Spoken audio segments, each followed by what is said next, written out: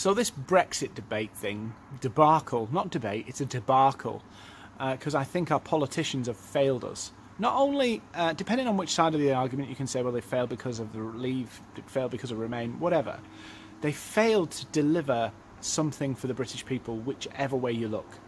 And we're now seeing this all unravel before our eyes. I think in the end, you know, logic and common sense will prevail, and we'll find a way through this mess. But some people, if we end up leaving the European Union, and I say if because we really don't know, if we end up leaving the European Union, it will create winners and losers. It will create people who win because suddenly there's a domestic competitive advantage that has opened up because of barriers from other European countries trading into this country. There's no denying that. There's also some people who are going to lose.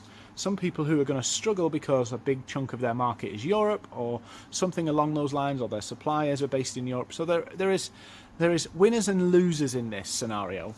Our export markets are probably going to win. Our imports are probably going to go up. So there's lots of variables, and to be honest with you, we don't know how we're going to fare, good, bad or ugly, until it's done and we know what we're dealing with. And that's a common thing in business, isn't it? It's knowing as many of the risks and challenges you face so you can tackle them, mitigate them, or circumvent them. That's common sense business, which seems that politicians of all sides have not really grasped here. And they'll all blame each other, but ultimately we just need to sort this mess out. But come next year, March next year, we're going to leave the European Union, in theory, in one way, shape or form. Or maybe we don't. But I was taught by a really wise guy in sales. He'd done 50 years in sales, and he teaches and trains people all over. And he said, no matter what happens, you are responsible. So you can take that as blame yourself for everything, which is pretty negative. But what he was basically saying is you have to take everything into your own hands. So when a sale doesn't go through because the buyers put it off because of some structuring in their business, you can kick yourself and get frustrated and say, well, I would have had this if that happened. But actually, you just have to get on with it. You just have to say, I didn't get a sale. I didn't make this work. It didn't come together as I thought.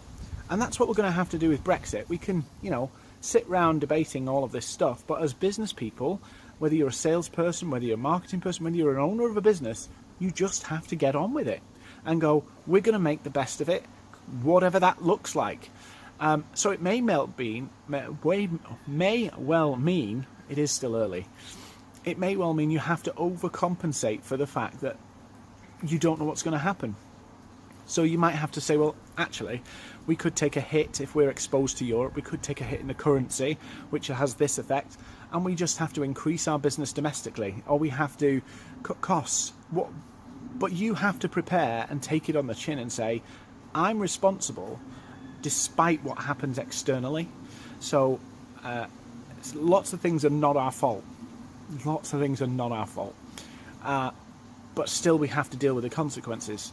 So you have to take responsibility for whatever comes. So when Brexit comes, when we finally figure out what's going on, we can't sit around and whinge. We can't sit around and complain, because we will have no time to adapt. If it's a dramatic shift for your business, there will be no time to adapt. It will be, we've got to get on with this and make it work. And if that means you have to increase your domestic UK-based revenue, you have to increase your UK-based revenue.